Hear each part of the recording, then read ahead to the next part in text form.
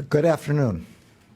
I'm joined today by Assistant Attorney General for the Criminal Division, Kenneth Polite, the U.S. Attorney for the Southern District of New York, Damian Williams, the U.S. Attorney for the District of Connecticut, Vanessa Roberts Avery, FBI Associate Deputy Director Brian Turner, Chairman of the CFTC, Russ Benham, and Deputy Chief of the U.S. Postal Inspection Service, Craig Goldberg.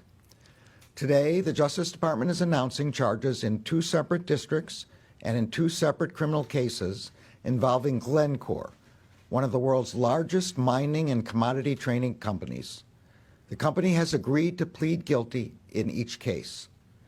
In connection with the first plea, Glencore has agreed to pay approximately $700 million in penalties for its decade-long scheme to bribe foreign officials in 7 different countries. The second plea involves Glencore's U.S. commodities trading arm, Glencore Limited, which engaged in a scheme to manipulate fuel oil prices at 2 of the busiest commercial shipping ports in the United States over the course of 8 years. Glencore has agreed to pay approximately $485 million in penalties. This represents the Justice Department's largest criminal enforcement action to date for a commodity price manipulation conspiracy in oil markets.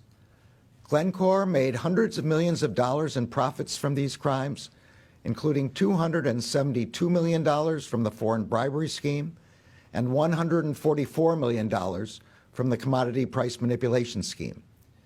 And these crimes exacted great costs across the globe, perpetuating transnational corruption and manipulating oil prices in 2 of the largest fuel markets in America. As a result, Glencore has agreed to pay a total of approximately $1.1 billion in criminal fines and forfeiture, including forfeiture of all of Glencore's estimated profits. The company has also agreed to retain independent compliance monitors, both in the United States and overseas. In addition to these corporate enforcement actions, the Justice Department has secured guilty pleas from 2 individuals, former Glencore traders, for their involvement in this conduct. I want to thank and recognize our prosecutors and law enforcement teams and our partners across government for their exceptional work in both cases. Corporate criminal cases, particularly international cases, are challenging and resource intensive, but that will not deter us. We will continue to investigate, disrupt, and hold accountable corporations that break our laws. And we will continue to prosecute the individuals who commit and profit from corporate malfeasance. The rule of law requires that there not be one rule for the powerful and another for the powerless, one rule for the rich and another for the poor. The Justice Department will continue to bring to bear its resources on these type of cases, no matter the company and no matter the individual. I'll now turn the program over to Assistant Attorney General Polite. Thank you, sir. Today marks a significant achievement in the Criminal Division's efforts to hold corporate wrongdoers accountable. As you heard from our Attorney General, no corporation, however large or well-resourced, is above the law. Today, we announce charges against one of the world's largest companies, Glencore. Glencore International AG entered a guilty plea and admitted to engaging for over a decade in a scheme to bribe foreign officials in 7 different countries across Africa and South America. Separately, Glencore's U.S. subsidiary entered a guilty plea in connection with a multi-year scheme to manipulate benchmarks used to set prices for oil at 2 of our country's busiest ports. Corporate greed motivated this pervasive misconduct. Glencore engaged in these crimes to make hundreds of millions of dollars. It bribed foreign officials for business advantages across our globe. And its traders here in the United States manipulated oil benchmarks to make the company's contracts more profitable. So today, our message is clear. Crime does not pay. Glencore has agreed to pay a total of more than twice its estimated profits from these crimes. It is committed to cleaning up its corporate culture to enable that enabled widespread criminality. In addition, not one, but 2 different independent compliance monitors will be imposed to prevent crimes from reoccurring, subject to the court's approval at sentencing. Now, I want to emphasize 3 things. First, these cases show the Criminal Division's unwavering commitment to prosecuting complex corporate fraud and corruption schemes. We've announced 6 different corporate resolutions in the last 6 months, half of which involve foreign corruption, a testament to our work's global reach. Secondly, the Criminal Division will continue to use all tools available to bring cutting-edge market manipulation cases.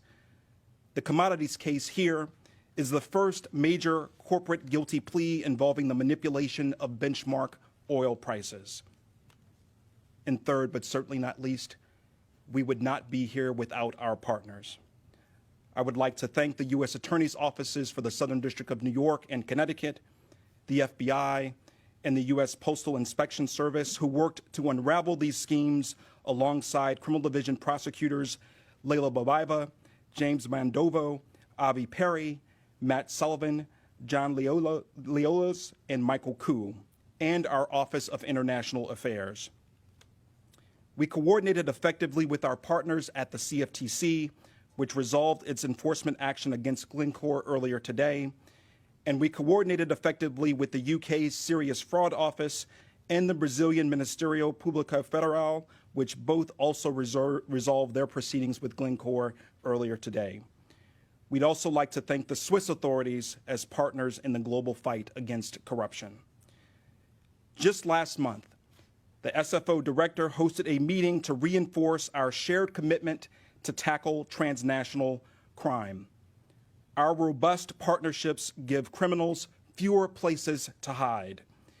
And you have my commitment.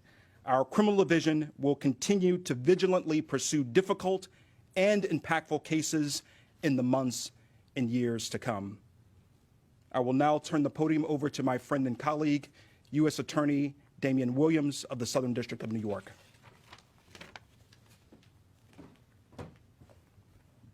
Thank you, Kenneth. Good afternoon. My name is Damian Williams, and I am the U.S. Attorney for the Southern District of New York. The criminal charges filed against Glencore in the Southern District of New York are another step in making clear that no one, not even multinational corporations, is above the law. The scope of this criminal bribery scheme is staggering. For more than a decade, Glencore cheated the free market to gain a competitive edge. Glencore paid over $100 million in bribes to government officials in Brazil, Nigeria, the Democratic Republic of the Congo, Venezuela. The bribery scheme here spanned the globe. Glencore paid bribes to secure oil contracts. Glencore paid bribes to avoid government audits. Glencore paid bribes to judges to make lawsuits disappear. Why did Glencore do it? They did it to make money, hundreds of millions of dollars, and they did it with the approval and even the encouragement of top executives. And as we allege in the charges filed today, Glencore tried to cover up the bribery scheme with code words and bribes paid through third-party consultants. It didn't work, because Glencore ultimately could not hide from the prosecutors at the Southern District of New York and the Department of Justice. Let me be clear. Much of this expansive bribery scheme was made possible because Glencore's control environment was entirely inadequate. Bribery was built into the corporate culture. When we investigate and prosecute corporate crime, we often discuss the tone from the top. In this case, the tone from the top was clear. Whatever it takes. Well, no more. I want to thank the career prosecutors in my office who are handling this case, Michael McGinnis and Juliana Murray, and their supervisors, Christopher DeMacy and Sagar Ravi, the chiefs of the Complex Frauds and Cybercrime Unit. This is the third major corporate fraud case that the Southern District of New York has brought in recent weeks, and the second corporate guilty plea in the last 2 weeks. And I'm going to repeat what I have said before. The Southern District of New York is going to be relentless in rooting out corporate corruption, whatever it takes, wherever it lies. And just because you are abroad does not mean you are out of sight. We're watching. I'd now like to turn the podium over to my colleague from Connecticut, U.S. Attorney Vanessa Roberts-Avery.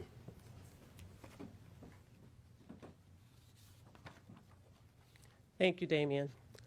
I am Vanessa Roberts-Avery, United States Attorney for the District of Connecticut. Glencore's market price manipulation threatened not just financial harm, but undermined participants' faith in the commodities market's fair and efficient function that we all rely on.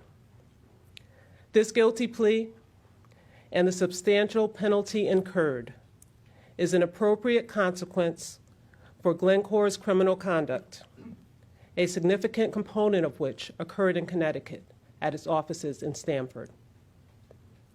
We are pleased that Glencore has agreed to cooperate in any ongoing investigations and prosecutions relating to its misconduct, and to strengthen its compliance program company-wide.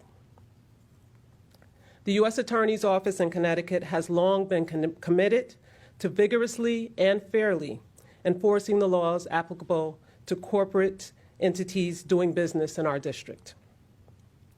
I thank our partners at the U.S. Postal Inspection Service for their hard work and dedication in investigating this sophisticated set of facts and unraveling this scheme.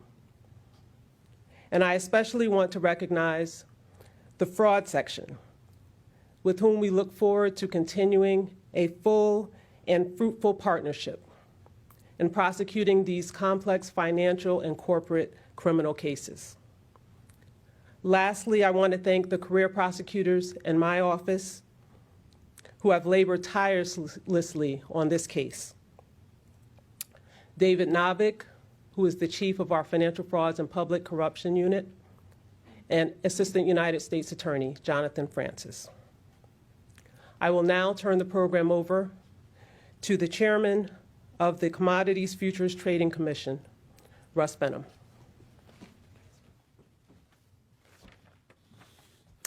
Good afternoon. Thank you, Attorney General Garland, and all of our law enforcement partners for working closely with the CFTC after we brought this activity to light. Today, the Commodity Futures Trading Commission resolved charges against Glencore International AG, Glencore Limited, and Chemoil Corporation. The settlement represents the largest settlement in CFTC history. Glencore is one of the world's largest commodity trading firms and a major participant in the global oil markets. The deceptive and corrupt conduct was deliberate, it was longstanding, and egregious, in that it involved a concerted effort by individuals at all levels within the oil trading group, including its most senior leadership, to undermine the pricing mechanisms on which trillions of dollars of financial derivatives contracts, which the CFTC oversees, are based. Glencore's conduct included manipulating or attempting to manipulate publicly available price benchmarks for multiple fuel oil products. Glencore's manipulation was intended to alter and influence benchmarks to benefit Glencore's financial and physical positions and to increase profits to the tune of over $320 million. When individuals and entities seek to disrupt the reliability of benchmarks, they interfere with the proper functioning of the markets that directly impact consumers. Without question, manipulating oil markets can drive up the cost Americans pay at the pump or to heat their homes. And today, my message to the markets is clear. The CFTC will continue to pursue even the slightest hint of manipulative, corrupt, or fraudulent behavior. I want to commend the incredible work of Gates Harand, Peter Janowski, Jacob Mermelstein, David McGregor, Stephen Painter, Michael Kazikoff, Matthew Edelstein, Patrick Marquardt, Jordan Grimm, Linnell Hickson, and Manal Sultan. I want to thank the Department of Justice's Market Integrity and Major Frauds Unit, the Department of Justice's Foreign Corrupt Practices Act Unit, and the assistance of all our law enforcement partners in Brazil, Bermuda, Hong Kong, Luxembourg, Mexico, and Uruguay. The CFTC is focused on ensuring the transparency, the credibility, and the integrity of commodity markets. Where wrongdoers seek illicit gains through interference and manipulative practices, the CFTC will be thorough, aggressive, and unrelenting in our response. Thank you. And now turn it over to Brian Turner from the FBI. Good afternoon. I want to congratulate the International Corruption Squad and our New York field office for their successful investigation. This 5-year investigation spanned the globe, and today's results highlight the importance and necessity of cooperation with our foreign law enforcement partners. Over the course of our investigation, we uncovered how Glencore paid more than $100 million in bribes to officials in more than a half dozen countries.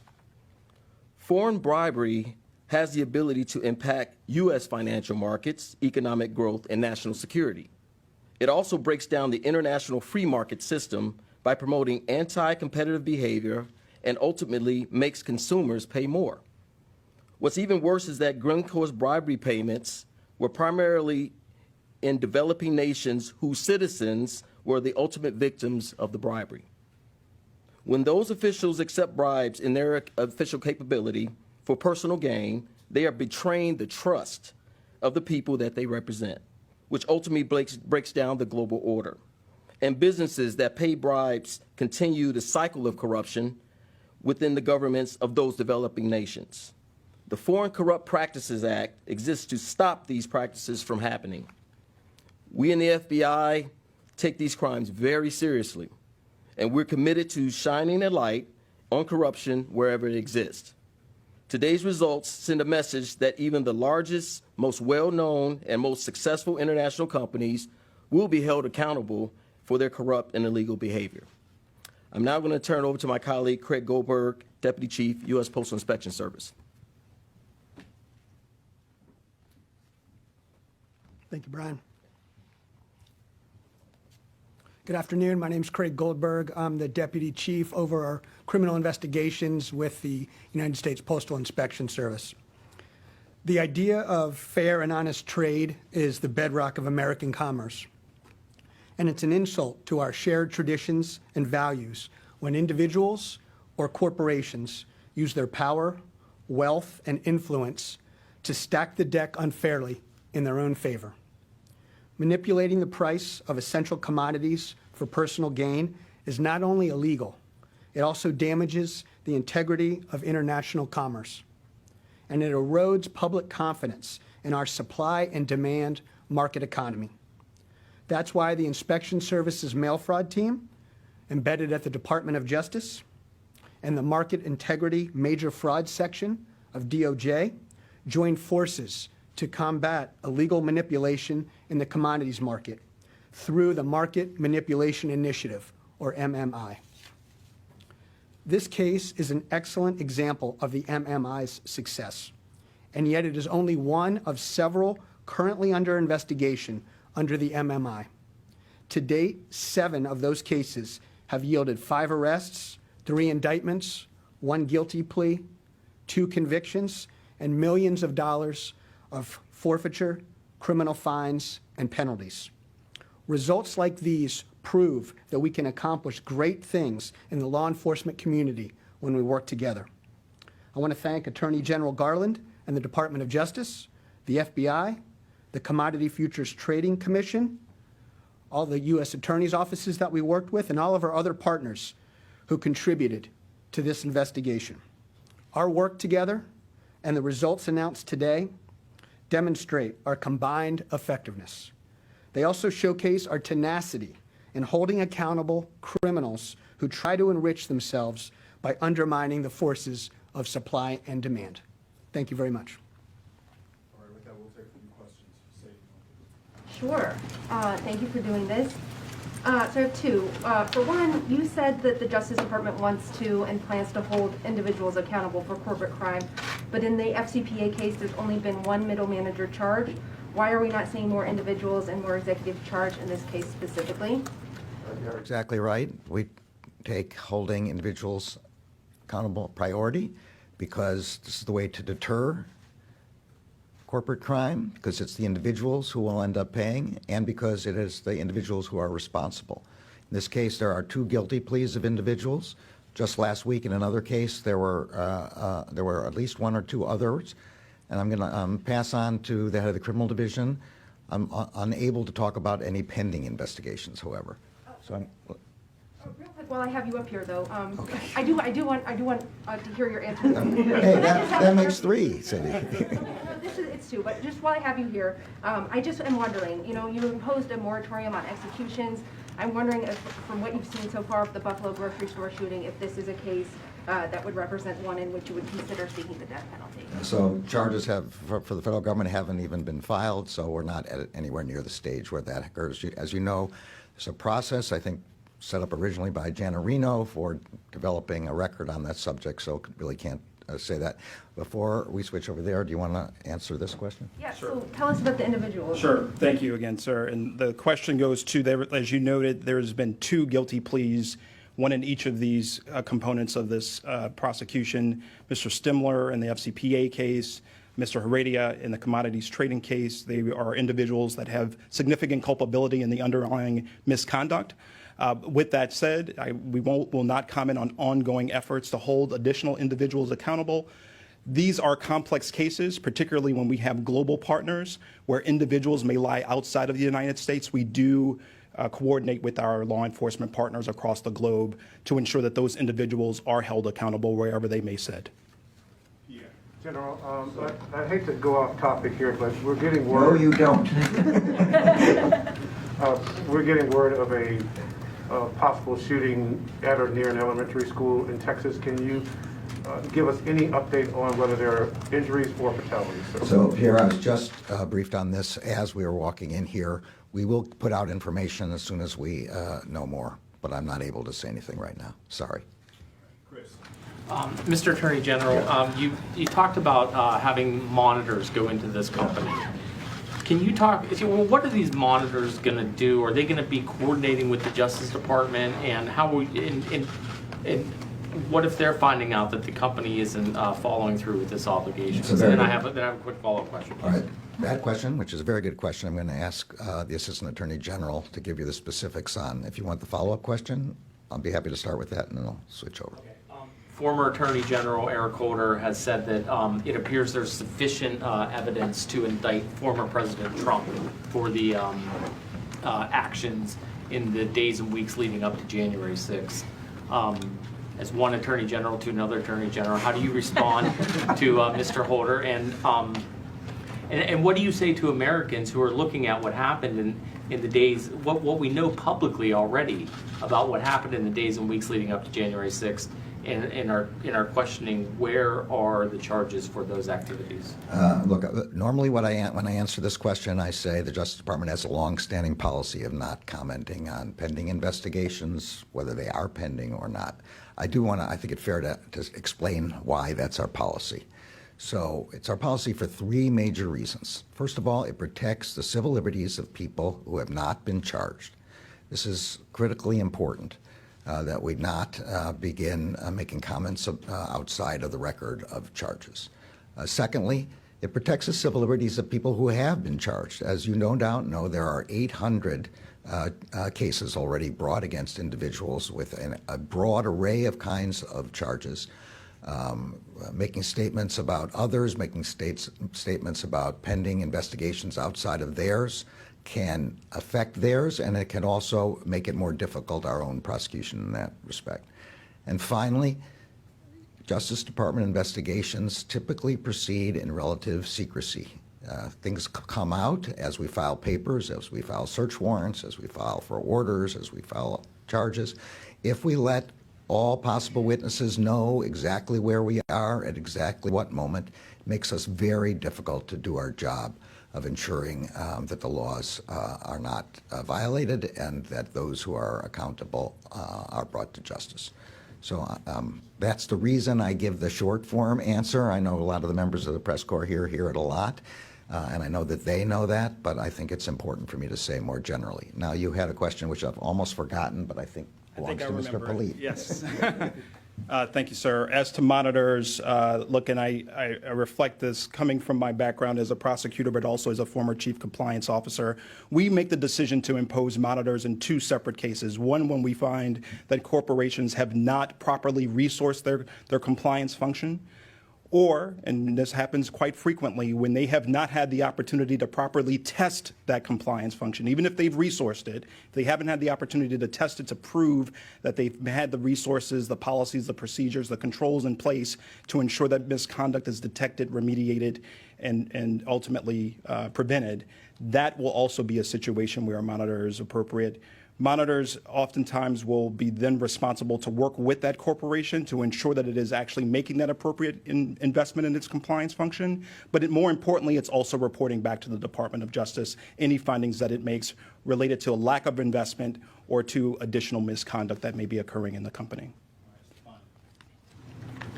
Hi, Stefania Palma, Financial Times. In light of what you just mentioned on the compliance monitors, could you comment on, or perhaps it's both of you, could you comment on the compliance controls that actually were set up by the former Glencore CEO, Evan Glasenberg? Were they tough enough? What type of understanding do you have about how the company tried to improve them, and therefore what kind of role will these monitors play?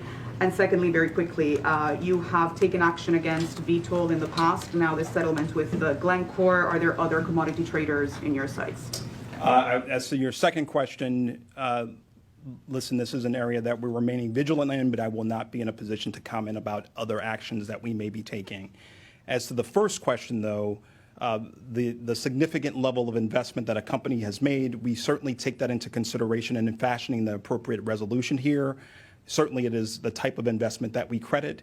With that said, my prosecutors and our law enforcement partners ultimately determined that that level of investment was certainly not high enough, or that it was made at a late enough time that it was not at a position where it had been properly tested in this particular circumstance.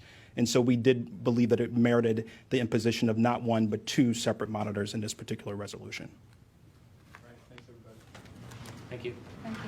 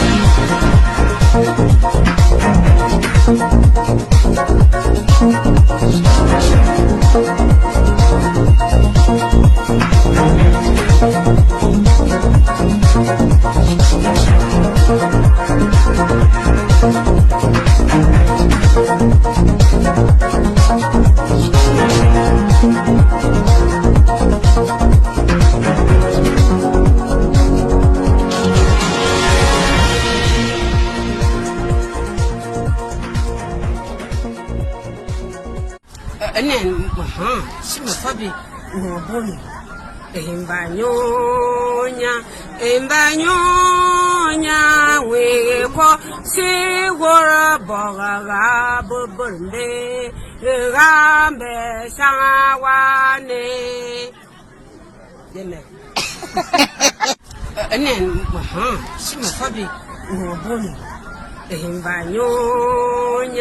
embanyonya weko sigora bogaga buburmbe gambe sangawane deme enen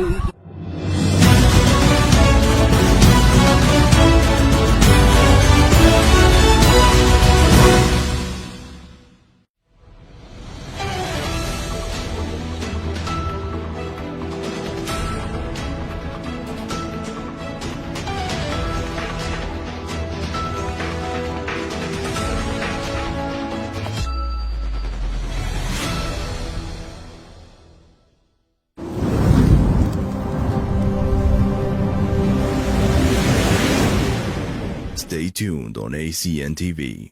We will be right back.